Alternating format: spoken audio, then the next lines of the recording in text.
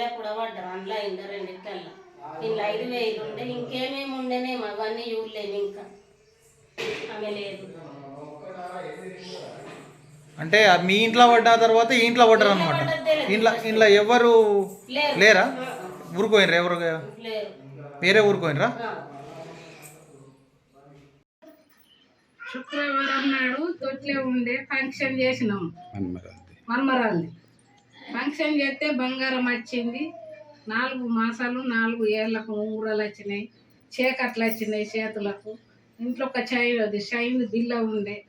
ఆ బిల్ల ఇవన్నీ ఒకతట పెట్టి 10,000 రూపాయలు చీరలలో పెట్టి నేను ఊరికి వెళ్ళిపోయిన తాళం వేసి ఊరికి వెళ్ళిపోతే ఆ తాళం బలకు కొట్టిండ్రు, ఈ తాళం బలకు కొట్టిండ్రు, బీరువా తాళం బలకు కొట్టిండ్రు. ఉన్నాయన్నీ చీరలన్నీ దులిపి ఎత్తుకపోయినరు. మొత్తం బంగారం ఎంత? బంగారం 10 తులం బంగారం అవుతుంది. డబ్బులు 12,000 రూపాయలు అవుతాయి. తులం బంగారం 12,000 రూపాయలు. నిన్న జరిగిందా? నిన్న జరిగింది.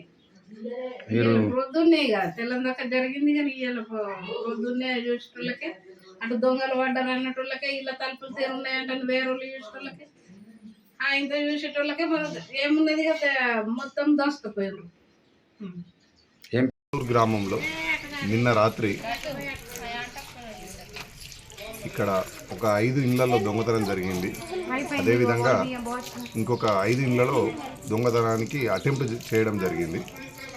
ఒక 5 ఇళ్లలో ఎలాంటి నగదు కానీ విలువైన వస్తువులు కానీ పోలేదు. మిగిలిన 5 ఇళ్లలో ప్రతి ఇంట్లో కొన్ని ఇళ్లలో కొంత మొత్తం నగదు, కొన్ని ఇళ్లలో వెండి పట్టీలు, కొన్ని ఇళ్లలో చిన్న చిన్న బంగారు ఉంగరాలు దొంగతనం జరిగిందని ప్రాథమికంగా తెలిసింది.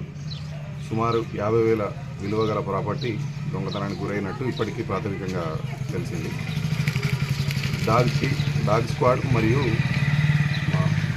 నిజామాబాద్ నుండి clues team, finger print team వచ్చి ఆధారాలు సేకరించడం జరుగుతుంది.